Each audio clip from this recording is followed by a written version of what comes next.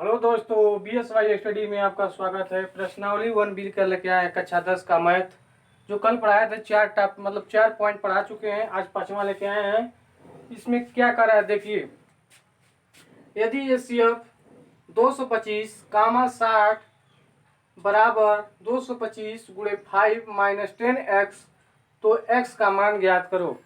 ठीक है, तो ये कह रहा है कि इसका HCF बराबर 225 गुणे माइनस 10x, तो x का मान बताइए। इसका सबसे पहले हम HCF निकालेंगे। ठीक है, सबसे पहले इसका HCF निकालेंगे 225 का। इसका भाज्य गुणनखंड पहले कर लेंगे, तो ये कटेगा कितने से? 3 से। 3 7 21, 3 5 15। ठीक है, फिर 3 से कटाएंगे, 3 दूना 6, 3 5 15। 5 से 5 बचेगा, 50 25, फिर 5 कम 5 हो जाएगा। तो 225 बराबर 3 स्क्वायर प्लस 5 स्क्वायर, इसको घात के रूप में लिखेंगे। ठीक है, तो इसका 2 और इसका 2, मतलब 2 3 पर पावर 2 गुणे 3 पर 5 पर पावर 2 हो जाएगा। ठीक है, इसी तरह 60 का HCF निकालना है। अरे अभाज्य गुणनखंड पहले निकालेंगे। ठीक है, तो 2 से कटेगा 30 हो जाएगा, 2 3 6 0 हो जाएगा। फिर 2 से 2 कम 2, 2 5 10 हो जाएगा। फिर 3 से 3 5 15, फिर 5 कम 5, तो 60 बराबर हो जाएगा 2 पर पावर 2 गुणे 3 गुणे 5, यानी पावर 1 1 हो जाएगा 3 पर और 5 पर।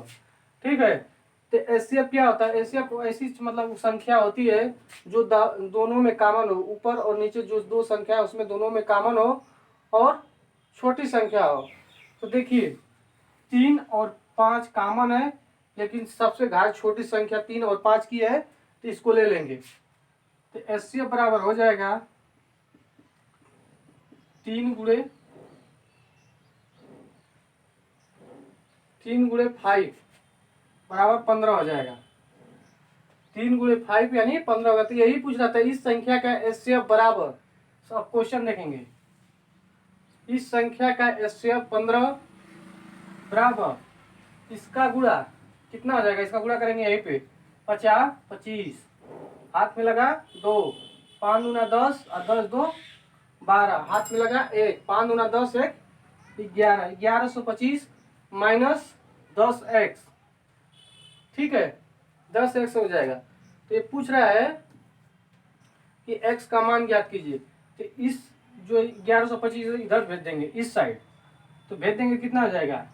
15 माइनस इधर आ जाएगा, तो हो जाएगा 1125 बराबर अब माइनस 10x बचेगा। ठीक है, तो इसमें से घटाएंगे, कितना हो जाएगा? 5 में से 5 जाएगा, 0 हो जाएगा, 0 हो जाएगा, और 2 में से 1 जाएगा 1, और 11 ये वाला 110 हो गया, बराबर कितना? 10x। ठीक है, तो इस 10 को इसके नीचे भेज देंगे, कितना हो जाएगा? 110 बटे के 10 बराबर x हो जाएगा। ठीक है, तो 0 से 0 कट जाएगा, तो फिर हो जाएगा कितना? x बराबर 111, यही इसका आंसर हो जाएगा। ठीक है, इस संख्या का HCF निकालना था, HCF निकाले, 15 आया, फिर इसमें गुणा किए तो 1125 हुआ है। इसको इस साइड भेज दिए, तो 11 माइनस 25 हो गया, 15 माइनस 1125 माइनस 10 है। फिर इसके नीचे इस 10 को भेज दिए, 10 0 से 0 कट गया, x बराबर 111 हो गया। ठीक है, ठीक है, तो 5 क्वेश्चन हो गया था, और 4 और 6 क्वेश्चन, मतलब 4 नंबर और 6 नंबर एक ही क्वेश्चन था। तो 4 नंबर बताए थे, 6 नंबर उसी पे लगा लेना। 7वां क्वेश्चन दे रहे हैं, जो इस प्रकार पूछा है कि नीचे दी गई आकृति में x तथा y के मान का ज्ञात कीजिए। समझ लीजिए एक ब्रिज है, ब्रिज में जो शाखाएं होती है दो भाग में बटी होती है, इसी तरह इसका काम है। देखिए क्या कह रहा है, इसको समझा रहे हैं हम। जैसे कह रहा है कि x बराबर, मतलब x 3 और 7 के रूप में बांट रहा है। ठीक है, तो x का मान पूछ रहा है, तो इसको क्या करें? 3 गुणे 7 कर देंगे, तो x का मान 21 आ जाएगा। ठीक है, तो इसी प्रकार इसका मान x बराबर 21 है, तो x बराबर 21 यहाँ पे रखेंगे। तो y का मान पूछ रहा है, तो y बराबर 4 गुणे 21 कर देंगे, तो 84 हो जाएगा। ठीक है, यही मान पूछा था, x कमा y का मान कितना हो जाएगा? 21 कमा 84, यानी x बराबर 21 y बराबर 84, x और y का मान 81 84 हो जाएगा। ठीक है, ठीक है। तो सबसे पहले देख लीजिए हल करने की विधि। सबसे नीचे वाले पार्ट को पकड़ते हैं, जैसे ये है और ये पार्ट और ये पार्ट। तो इसको क्या करते हैं, सबसे पहले आपस में दोनों को गुणा करते हैं, तो इस वाली संख्या का मान निकल जाता है। ठीक है, इस संख्या का मान निकलने पे इस संख्या का मान निकालने के ये y है, ये y है। ठीक है, ये y है, तो इस संख्या का मान निकलने के लिए इस संख्या और इस संख्या का गुणा करते हैं, तो इस संख्या का मान आ जाता है। इसी प्रकार चलता है। ठीक है, तो हमेशा ख्याल करिएगा कि इस संख्या का मान ज्ञात करने के लिए आपस में ये दोनों गुणा होंगे, इस संख्या का मान गुणा मतलब लाने के लिए इस संख्या का गुणा होगा, इसी तरह आगे भी रहेगा, तो चलता रहेगा। ठीक है, तो अगला सवाल अब लेके आते हैं। ठीक है, तो 7वां सवाल हो गया, 8वां सवाल है। ठीक है, देखिए 8वां सवाल में क्या करा है, 18 और 117 के एचसीएफ को 18m माइनस 117 के रूप में दर्शाया गया है। यम का मान ज्ञात कीजिए, साथ ही में 18 और 117 का एलसीएम ज्ञात कीजिए। ठीक है, तो सबसे पहले इस संख्या का एचसीएफ को 18m माइनस के रूप में दर्शाया गया है। ठीक है, एचसीएफ बराबर इतना दिया गया है। ठीक है, तो उसी संख्या को निकालना है। ठीक है, तो सबसे पहले अभाज्य गुणनखंड करेंगे। 18 का तो 2 बार जाएगा, मतलब 2 से जाएगा, 9 हो जाएगा, 2 9 18, फिर 3 से लेंगे, 3 तिली के 9, फिर 3 कम 3 हो जाएगा। तो 18 बराबर क्या हो जाएगा, इसको घात के रूप में लिखेंगे, 2 गुणे 3/2। ठीक है, इसी के बाद 117 का अभाज्य गुणनखंड करेंगे। तो सबसे पहले 3 से ले जाएंगे, 3 तिली के 9, 3 तिली के 9, 3 9 27, फिर 3 से 3 कम 3, 3 तिली के 9, 13 हो जाएगा। ठीक है, तो 117 बराबर 3 स्क्वायर गुणे 17। तो एचसीएफ इसका हो जाएगा, एचसीएफ वह संख्या होती है जो दोनों में कॉमन हो और घाते जो सबसे छोट हो। तो दोनों में कॉमन 3 है और घाते 3 का पावर स्क्वायर है, यानी कि 3 गुणे 3 बराबर 9 हो जाएगा। ठीक है, एचसीएफ 9 हो जाएगा। तो एक प्रश्न में पूछा है, बताया कहा है कि एचसीएफ को 118 mm मतलब m माइनस 117 अथु करना है, मान रूप में दर्शाना है। तो 9 बराबर 18 m माइनस 117।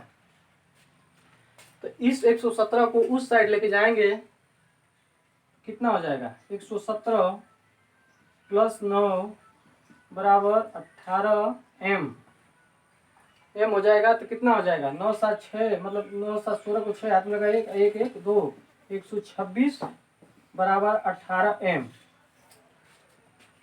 तो अब इससे इसको घटाएंगे, यानी कि इसको नीचे कर देंगे, तो क्या हो जाएगा, यहाँ पे लिख रहे हैं m बराबर 126 बटा के 18, 18 कम 18, 18 7 126, यानी कि 7 इसका हो जाएगा। m बराबर 7, m बराबर 7 और एचसीएफ 9 है। तो कहा है कि इसी संख्या का एलसीएम ज्ञात करो। देखिए इस संख्या का एलसीएम क्या होगा, 18 गुणे 117 बराबर, किसी भी संख्या का एलसीएम ज्ञात करने के लिए क्या होता है, उसी संख्या का मतलब जो संख्या होगा उसका गुणनफल बराबर, पहले दो संख्याओं का पहली संख्या गुणे दूसरी संख्या बराबर क्या होता है, एचसीएफ गुणे एलसीएम होता है। ठीक है, तो एचसीएफ कितना दिया है, एचसीएफ कितना दिया है, एचसीएफ 9 दिया है। तो इस 9 को 18 गुणे 17 बराबर होता है, मतलब दो संख्याओं का गुणनफल बराबर एचसीएफ गुणे एलसीएम होता है। तो ठीक है, तो दो संख्याओं का गुणनफल एचसीएफ कितना है, 9 है। तो 9 यहाँ से उठा के यहाँ पर रख देंगे, यहाँ से उठा के एचसीएफ का मान 9 का मान यहाँ पर रख देंगे, बराबर एलसीएम आ जाएगा, एलसीएम। तो देखिए 9 दूना के 18, 9 दूना 18 हो गया, 9 दूना 18 हो गया। तो यहाँ पे इसका मान रख जाएगा, तो कितना हो जाएगा, तो एलसीएम बराबर 2 गुणे 117। ठीक है,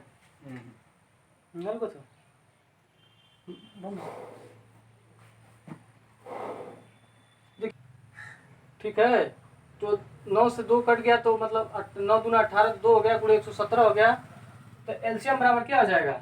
एलसीएम बराबर 2 गुणे 117 बराबर कितना हो जाएगा? 7 दूना का 14 और कितना जाए 2 1 3 और एक कितना 234। एलसीएम बराबर 234। एम बराबर 7, इसका मान हो जाएगा एम बराबर 7 और एलसीएम कितना हो जाएगा? 234। 117 गुना के 234 होता है, वही आंसर इसका आ जाएगा। यही इसको करना था। अगला सवाल देखिए, सवाल नंबर 9। ठीक है, तो सब इससे पहले 8वां सवाल लगाए थे, 9वां सवाल है जो कह रहा है कि जांच कीजिए कि प्राकृतिक संख्या n के लिए संख्या 6 n अंक पर 0 पर समाप्त हो सकती है। तो सबसे पहले आइए देखते हैं प्राकृतिक संख्या होती क्या है। ठीक है, देखिए प्राकृतिक संख्या क्या होती है।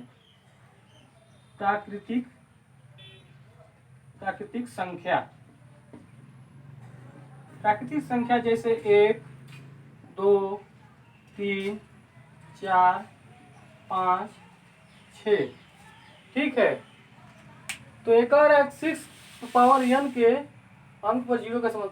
जैसे n बराबर 1 2 3 4 5, मतलब इसी तरह लेने पर देखते हैं क्या अंक, मतलब कि इकाई का अंक शून्य होता है किसी का। जैसे मान लीजिए 6 पर पावर n है तो 1 ले रहे हैं, तो 1 लेंगे तो 6 हो जाएगा, ये भी 0 नहीं हो रहा है। 3 अगली संख्या 2 लेंगे, 2 लेते हैं तो इसका भी करेंगे तो 6 छड़ के 36 हो जाएगा, मतलब 6 गुणे 6 करेंगे तो कितना हो जाएगा? 36 हो जाएगा। तो ये भी 0 नहीं आ रहा है। अगर 3 करेंगे तो 6 बराबर कितना हो जाएगा? 216 हो जाएगा, ये भी शून्य नहीं ले रहा है। इसी तरह 6 पावर 6 बराबर 4 लेने पर 6 गुणे 6 गुणे 6 गुणे 6 गुणे 6 मतलब बराबर कितना हो जाएगा? बराबर 296 हो जाएगा। 296 भी का पावर 296 का भी अंक, इकाई अंक शून्य नहीं है, तो इसलिए कह देंगे अतः 6 की पावर n पर 6 की पावर n अंक 0 पर समाप्त नहीं हो सकती।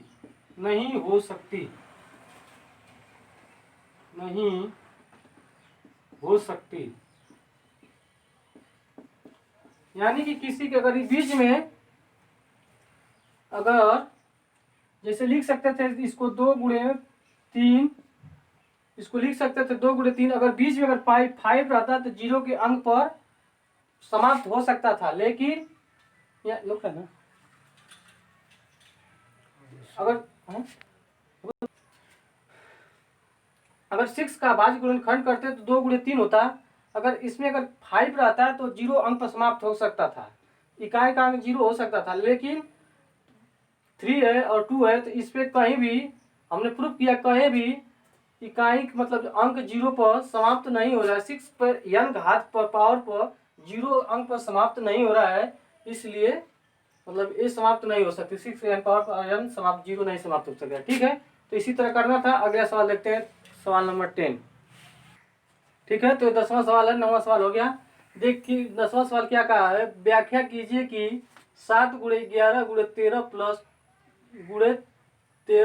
13 और 7 गुणे 6 गुणे 5 गुणे 4 गुणे 3 गुणे 2 गुणे प्लस 1 प्लस 5 भाज्य संख्या है। इसको बताना भी है कैसे भाज्य संख्या है। सबसे पहले देखिए भाज्य संख्या क्या होती है, भाज्य संख्या क्या होती है। भाज्य संख्या जैसे अभाज्य संख्या, पहले देखिए जैसे दो अभाज्य है, 2 अभाज्य कैसे बता रहे हैं। 2 अभाज्य जैसे 2 1 से कटेगा और 1 से कटेगा और खुद 2 से कटेगा। इसी तरह अगली संख्या ले रहे हैं 3। 3 क्या है, 1 से कटेगी और 3 खुद से कटेगा, तो ये भी अभाज्य है। भाज्य क्या होता है, जैसे 8 ले लीजिए, 8 को 2 से भी कटेगा, 4 से भी कटेगा और 2 4 से भी कटेगा और खुद 8 से कटेगा, 1 से भी कट सकता है। तो ए भाज्य है। अब भाज्य जो खुद से कटे और 1 से कटे, और भाज्य वो संख्या होती है जो किसी से भी कट सकती है। जैसे 2 4 6 8 है तो 2 4 8 से कट रहा है, उसी तरह ये भाज्य है। तो इसी को भी दिखाना है कि भाज्य कैसे है। देखिए जैसे 7 गुणे 11, पहले सवाल को यहाँ पर लिख रहे हैं। 7 गुणे 11 गुणे 13 + 13। और दूसरी संख्या के दूसरी सवाल कौन सी है? दूसरी सवाल है 7 गुणे 6 गुणे 5 गुणे 3 गुणे 2 गुणे 1 + 5 है, ठीक है ना। तो इसी को सिद्ध करना, पहले इसको देख रहे हैं, पहले इस वाली संख्या को देख रहे हैं। इसमें दोनों में 13 कॉमन है तो 13 को बाहर ले लेंगे, ठीक है। इसमें से 13 बाहर ले लिए तो कितना बचा? 7 गुणे 11 इसमें बचा प्लस 1 इसमें बचा, 13 में से निकल जाएगा तो 1 बचेगा, ठीक है। तो 13 गुणे 13 और कितना हो जाएगा? 77 हो जाएगा। 11 77 + 1 यानी 13 78, ठीक है। अगर 78 का भाज्य कर मतलब गुणनखंड करेंगे, पहले देख लीजिए। 2 तिहाई 6, 2 तिहाई 6, 2 9 18, 3 से 13 तिहाई 39, फिर 13 से, यानी इसका गुणा करेंगे बंद, ठीक है।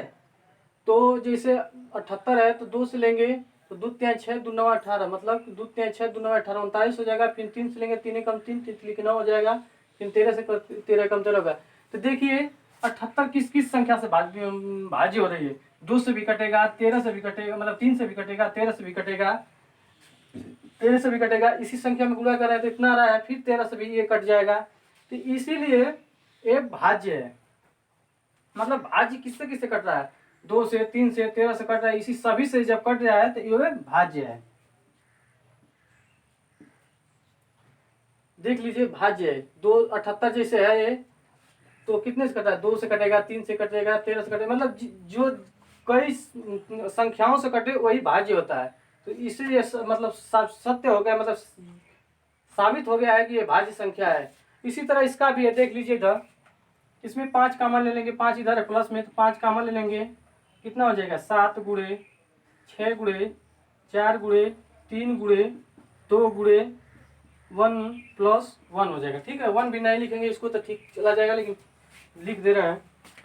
इसको क्या हो जाएगा?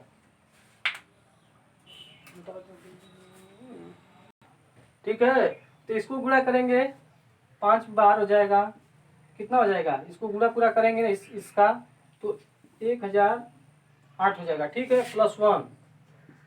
तो इसको क्या लिख सकते हैं? यहाँ पे लिख रहे हैं, यहाँ से लिख रहे हैं, तो इसको लिख रहे हैं तो क्या हो जाएगा? 5 1009 हो जाएगा, ठीक है। फिर इसका भी अब भाज्य गुणनखंड जब करेंगे तो ये भी कई संख्याओं से कटेगी, ठीक है। गुणा करने के बाद जैसे गुणा भी कर देंगे तो इसका कितना हो जाएगा? 5 00 9 5 45 हो जाएगा, क्या इतना हो जाएगा, ठीक है। तो ये भी कई संख्याओं से, इसका भाज्य गुणनखंड कई संख्याओं से कटेगी, इसलिए ये भी भाज्य संख्या है, संख्या है। इसका इस तरह करके इसका भाज्य मतलब भाज्य गुणनखंड करेंगे, जो मतलब 2-3 संख्याओं से कटेगी तो वो भाज्य संख्या है, ठीक है। तो अगला सवाल लेते हैं, ठीक है। तो दोस्तों ये 11वां सवाल है।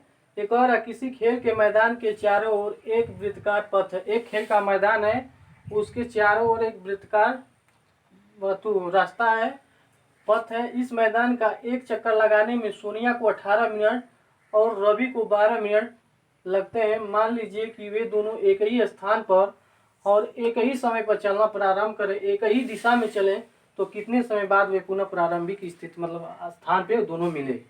देखिए सबसे पहले क्या कर रहा है, एक खेल का मैदान है, मान लीजिए खेल का मैदान है, एक खेल का मैदान है, और इसी मान लीजिए खेल का मैदान है, एक वृत्तकार मान वृत्त का पथ रास्ता है। सोनिया को मान लीजिए यहाँ से सोनिया चल रही है और यहाँ से यहाँ तक आने में इसको यहाँ तक 18 मिनट सोनिया को 18 मिनट। इसी जगह पर रवि को 12 मिनट और सोनिया को 18 मिनट लग रहे हैं।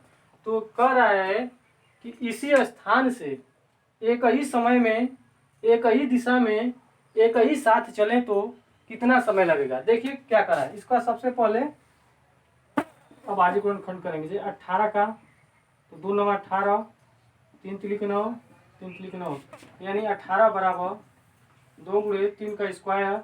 इसी तरह ले लेंगे 12 का तो कितना हो जाएगा, 2 तिहाई 6, मतलब 6 दूना 12, और कितना फिर 2 से 2 तिहाई 6, फिर 3 से, यानी क्या हो जाएगा 12 बराबर 2 स्क्वायर गुणे 3।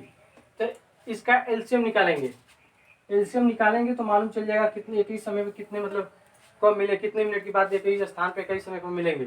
ठीक है, तो इसमें एलसीएम में क्या होता है, सबसे बड़ी घात लेते हैं और मतलब कोई भी छोड़ना नहीं है। तो 2 का सबसे बड़ी घात है तो 2 का स्क्वायर पूरे, इसमें सबसे दोनों में मतलब 3 है तो सबसे बड़ी घात 3 का स्क्वायर है। तो इसका कितना हो जाएगा, ये 4 हो जाएगा, ये 3 तिली के 9 हो जाएगा, बराबर कितना 36 मिनट में वे एक ही स्थान पर एक ही समय पर मिलेंगे। ठीक है, यही सवाल था। ठीक है, तो ये आज का 14वां सवाल है। 13वां भी भाज्य मतलब संख्या निकालना था, वो अब याद करना था कि भाज्य संख्याएं हैं कि नहीं है। जो 10वां सवाल था उसी के आधार पर था 13वां सवाल, और 12वां जो सवाल है यही सवाल था, मतलब छोटा रूप था, तो ये 14वां थोड़ा बड़ा था तो इसको ले लिए हैं। आज का ये लास्ट क्वेश्चन है, आइए देखते हैं इसको किस तरह करते हैं।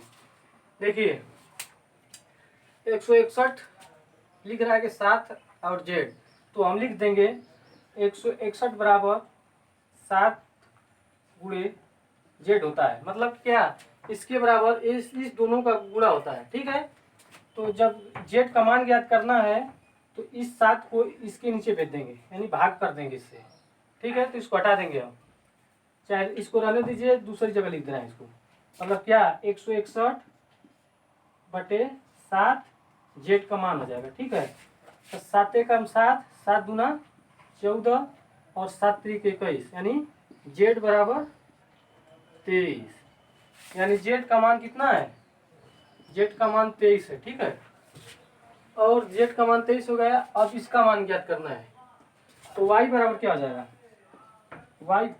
वाई बराबर हो जाएगा 7 गुणे 161, कितना हो जाएगा 7, 7 6 42 को 2 हाथ में लगा 4, 7 4 11, वाई बराबर 1127 हो जाएगा। ठीक है, तो इसी तरह हो जाएगा, 1127 हो गया। तो x बराबर क्या हो जाएगा, x बराबर 2 गुणे हो जाएगा इसका 33 81, यानी कितना हो जाएगा, x बराबर हो जाएगा 2 2 8 16 को 6 हाथ में लगा 1, 3 गुना 6 1 7 और 2 3 6, मतलब कितना हो जाएगा, मतलब कुछ कहें x बराबर 67 62, वाई बराबर 11 27, और यहाँ पे कमा कमा देते रहेंगे, और जेड बराबर 23। यही सवाल था। आज का सेशन मतलब सवाल यहीं समाप्त होता है। BSY स्टडी को लाइक करिए, सब्सक्राइब करिए, अधिक से अधिक अपने दोस्तों के शेयर कीजिए और कहिए कि आगे पढ़िए।